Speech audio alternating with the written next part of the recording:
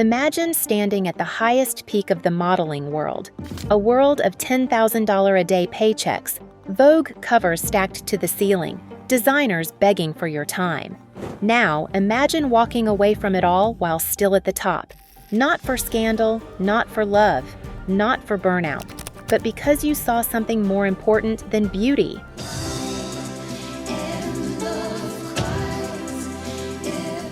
That's Christy Turlington, the quiet rebel of the supermodel era who traded catwalks for classrooms. I'm on the road constantly, and hotels all the time. Glamour shots for global health, and fashion's spotlight for the shadows of maternal health crises worldwide. Everyone knows her face, but almost no one knows her fight. People recognize my picture and sometimes recognize what I do, but it's not unbearable in any way. How does a girl accidentally discovered at a Miami stable transform into the woman revolutionizing childbirth safety across the planet? 90%. And in the US, where we have 2 to 3 deaths per day, 50% of those deaths are preventable. Grab your coffee and settle in, because this isn't your typical fashion fairy tale. It's the story of how one of the most photographed women in history decided her legacy wouldn't be in pictures at all. Stick around, because we're diving deep into the Christy Turlington effect, the supermodel who traded catwalks for classrooms, fashion shows for filmmaking, and modeling contracts for maternal health advocacy. And just when you thought she was done with the modeling world, she comes storming back and closes Marc Jacobs' runway show like she never left. This isn't just another pretty face story. This is the tale of a woman who refused to stay in the box the fashion world built for her. Let's rewind to the beginning. January 2nd, 1969, Walnut Creek, California. Christy Nicole Turlington enters the world to a culturally blended family. Her dad, Dwayne, a Pan Am pilot with deep American roots, and her mom, Maria Elizabeth, a Salvadoran former flight attendant who brought that Latin fire and Catholic faith into their household. Growing up in Danville with her 2 sisters, little Christy had zero plans to become one of the most recognizable faces on the planet. Zero. Instead, she was all about horses. As a teenager, Christy was obsessed with horseback riding, spending every free moment at the stables, dreaming of competing, not posing for cameras. But life had other plans, and they kicked in when she was just 14 years old. Picture this: Miami, 1983. Christy's at a local stable. She's a huge horse enthusiast. She's not trying to get discovered. She's not hanging at a mall hoping to get scouted. She's just there when photographer Denny Cody spots her and immediately sees something special. There was a photographer there, and he said, can I take pictures of you and your sisters? And then he sent them to somebody, and then they contacted me and said, would you like to? And I thought, oh good, I can earn some money to keep up my writing habit. Her parents get the call, and after signing with a local agency first to build her portfolio, the horse-loving teenager was stepping into a world she never imagined for herself. Christy herself described it. I was incredibly awkward and insecure at that age. The last thing I wanted was attention. I just wanted to be with my horses. But there was no denying that face, those strong brows, that perfect bone structure, those eyes that somehow looked both innocent and wise beyond their years. Her early modeling days were nothing glamorous. Local catalog work, small shoots, learning the ropes. But by 1985, at just 16, she was already turning heads in the New York fashion scene. And then came 1986, the year that changed everything. By 1986, she's making waves in the industry, booking bigger campaigns and catching designers' attention. Her look was different, not the blonde bombshell type that dominated 80s fashion. Christy brought something else: elegance, sophistication, and this quiet confidence that made designers lose their minds. But the real explosion came in 1988, when a 19-year-old Christy signed with Calvin Klein for their Eternity fragrance campaign. Those black and white shots? Fashion history. That campaign didn't just launch a perfume, it launched Christy into supermodel stratosphere. Calvin himself said, "Christy has a classic, timeless quality that represents everything I wanted eternity to be." By 1990, Christy wasn't just booking jobs, she was creating culture. George Michael's Freedom Sal 90 video? That's her lip-syncing on a wind machine alongside Linda, Naomi, Cindy, and Tatjana. That video wasn't just a music moment. It was the official coronation of the supermodel era. These weren't just models anymore. They were superstars with one-name recognition status. Christy, Naomi, Linda, Cindy, Claudia, and Kate. The Big Six. The women who wouldn't get out of bed for less than $10,000 a day. Okay, that was Linda who said that, but you get the point. They were everywhere. Versace runways, Chanel campaigns, Vogue covers. Literally impossible to miss if you had eyes in the early 90s. At her peak, Christy was commanding massive paydays, walking every major runway from New York to Paris, and gracing hundreds of magazine covers throughout her career. Most models dream of one Vogue cover. Christy had so many, they became just another day at the office for her. She wasn't just booking jobs, she was turning down more offers than most models would see in a lifetime. The 1996 documentary Catwalk follows her during the chaos of fashion weeks, and it's wild to watch. While other models are caught up in drama or partying, Christy's different, focused, professional, almost zen-like amid the fashion circus.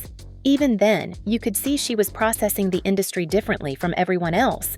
But here's where Christy's story takes that sharp turn that still has the fashion world shook. In 1994, at the absolute height of her career, when the checks were fattest and her power strongest, Christy did something that made everyone question if she'd lost her mind. She went back to school. Not for a semester, not for a publicity stunt. For real. While still modeling, she enrolled at New York University's Gallatin School to study comparative religion and Eastern philosophy. And she didn't just dabble, she went hard, graduating with her BA in 1999 after 5 years of balancing textbooks and photo shoots. In interviews from that time, you can feel the fashion world's confusion. Top photographers and designers were basically like, why would she walk away when she has everything? But Christy wasn't interested in being just another pretty face that faded away when the industry decided she was too old. She explained it simply, modeling is a job. Philosophy has given me a foundation for everything in my life. I feel like I've lived several lives, and this was the beginning of a new one. And if the fashion elite thought college was a phase, they were in for an even bigger shock. After NYU, Christy took her education even further by attending classes at Columbia University's Mailman School of Public Health. The supermodel was now immersing herself in public health policy, international healthcare systems, and global maternal mortality rates. That's not exactly the stereotypical model retirement plan of opening a smoothie shop in Malibu or launching a skincare line with her name slapped on it. While she didn't complete a formal degree program at Columbia, the education she received there fundamentally shaped her understanding of global health crises, particularly those affecting women. She was absorbing everything she could about maternal health issues, building the knowledge foundation that would later fuel her activism. Her personal life was evolving too. In 2000, she met actor and director Edward Burns at a Hamptons party, a classic meet-cute that turned into something real. They briefly broke up after September 11th, made them reassess everything, but eventually found their way back to each other. They married in June 2003, in a small Catholic ceremony in San Francisco, just months before welcoming their daughter Grace. But motherhood brought Christy more than just baby bliss. During the birth of Grace, Christy experienced a terrifying postpartum hemorrhage, a complication that could have killed her if she hadn't had access to top-notch medical care. For most women, that would be a traumatic memory to try to forget. For Christy, it became a turning point, a call to action that would define the next chapter of her life. I was lucky, she later recalled. I had great doctors, a great medical team, but I kept thinking about women who give birth in places where there are no doctors, no medical facilities. What happens to them? They die. That's what happens. While raising Grace and later her son Finn, born in 2006, Christy couldn't shake that thought. So she did what supermodels don't typically do. She grabbed a camera, assembled a film crew, and traveled to some of the most dangerous places to give birth on Earth. In 2010, she released No Woman, No Cry, a documentary she directed herself, showing the maternal health challenges faced by women in Tanzania, Bangladesh, Guatemala, and even parts of the United States. the film didn't just raise awareness. It laid bare the fact that women were dying from completely preventable causes simply because of where they happened to give birth. That same year, she launched Every Mother Counts, EMC, a nonprofit dedicated to making pregnancy and childbirth safe for every mother, everywhere. This wasn't celebrity charity tourism. This was Christy building an organization from the ground up, putting her Columbia education to work, and leveraging her connections to drive real change. "When I was a model, I was representing an ideal," she said. "But that's not real life. Real life is messy and urgent and sometimes tragic. I'd rather be in that space where I can actually help change outcomes." And change outcomes she has. Every Mother Counts has raised millions, funded programs in countries like Haiti, Uganda, Malawi, Indonesia, and across the United States. They've provided transportation for pregnant women in rural areas, trained midwives, equipped birth centers, and advocated for policy changes that save lives. Christy didn't just write checks either. This woman literally runs marathons for the cause. She's completed the New York City Marathon, ran the Hood to Coast Relay, which she documented in her film Every Mile, Every Mother, and leads teams of runners raising funds and awareness for maternal health. The supermodel who once glided down runways now pounds pavement for pregnant women she'll never meet. Her advocacy work earned her real credibility in global health circles. She served as CARE's advocate for maternal health and worked with numerous international organizations to advance women's health care. She's become a regular presence at global health conferences and forums, not as a token celebrity, but as someone who's done the research and fieldwork. This isn't celebrity charity tourism. It's serious, sustained work that has earned her legitimate respect in the global health community. In 2013, Glamour named her Woman of the Year. Time included her in their 100 Most Influential People list, not for her modeling portfolio, but for her humanitarian impact. What makes her advocacy particularly effective is how she leverages her industry connections.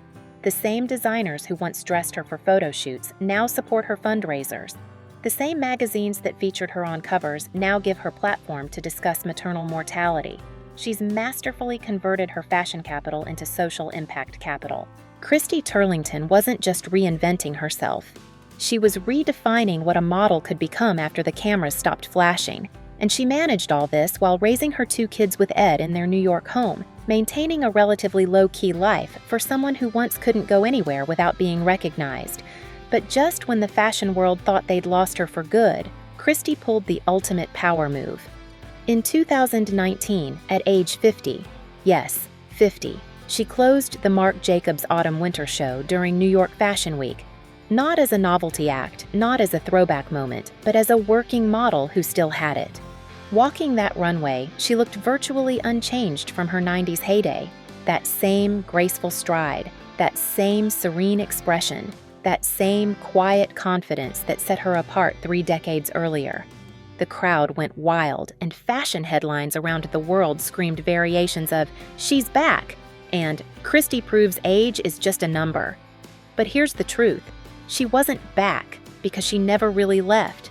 She'd just been busy building something more meaningful than another magazine cover.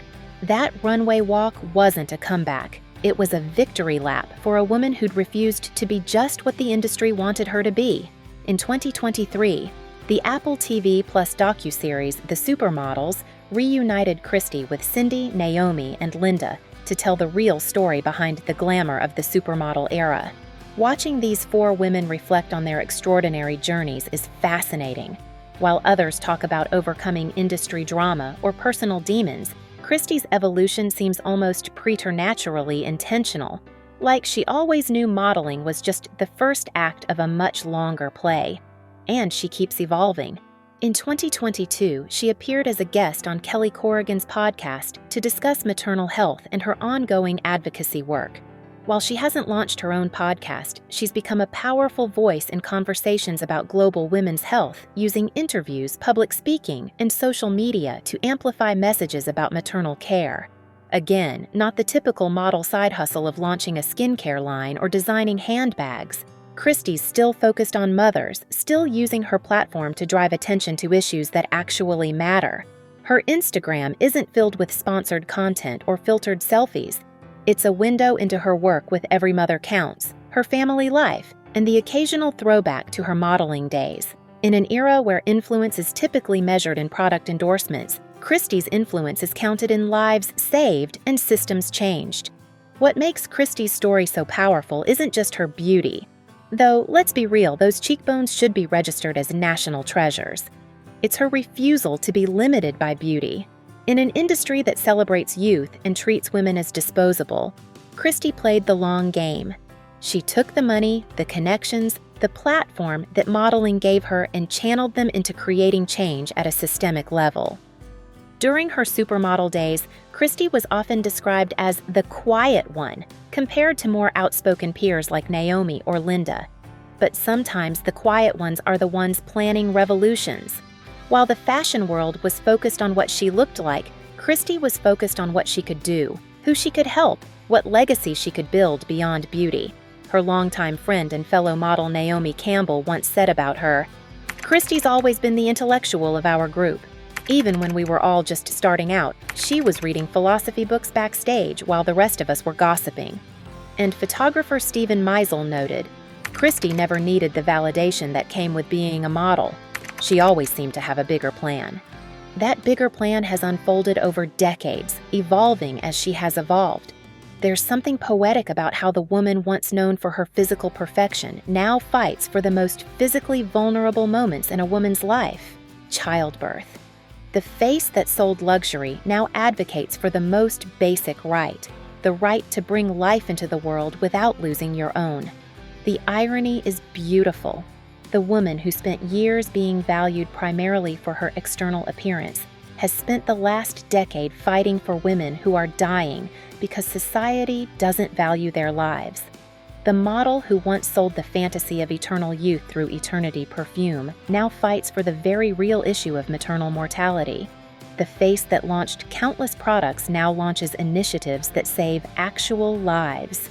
In a world obsessed with influencers who influence nothing but shopping habits, Christy Turlington Burns stands apart. The supermodel who used her influence to actually make the world better. She didn't just change how we see beauty, she changed how we see the potential of beauty to create change. So next time you spot that iconic Eternity ad or catch a glimpse of her closing Marc Jacobs show, remember, you're not just looking at one of the greatest models of all time. You're looking at a quiet revolutionary who took everything the fashion industry gave her and transformed it into something that actually matters.